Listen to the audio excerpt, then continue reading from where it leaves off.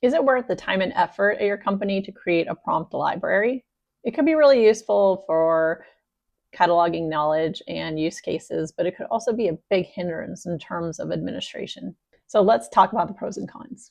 The pros are that you could have a centralized access point where everybody could go to find the same information rather than having to ask about it in email and do teams and all of that kind of activity. Second, you're kind of standardizing how you use AI and teaching people what's expected along the way. So, how do you do a prompt? What's the expectation? What are the do's and don'ts? It could establish a framework for use in the company and a culture around it. Finally, another pro is knowledge sharing because not everyone's on the same page with what they know about AI. And definitely there's going to be a lot of new people learning along the way. So it's a great knowledge sharing tool in terms of getting new people up to speed and having a place where you don't have to replicate work and keep reinventing the wheel, but you have it there in place all ready to go. The cons are that you might have a huge maintenance burden, and that could have implications too for like your books and records policies.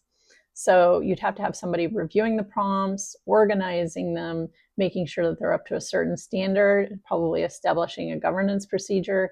That could also create a lot of work. So there's not a one size fits all. So you could have a prompt library, but there could be a lot of prompts out there that are not useful anymore. I mean, you think about 2 years ago, what kind of prompts were people writing? And now we don't even talk about prompt engineering, we talk about context engineering. So it could be used for the wrong purpose or used in the wrong context, and then people don't really understand what they did. You also have to think about sensitive data and proprietary information. Is it going to be in those prompts, or is it going to bring out that information in some way?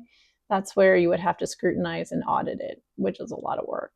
So there's definitely pros and cons to having a prompt library. It probably would be good to map out and think about the kind of work and resources that are involved before starting a prompt library, just because it could be a huge commitment.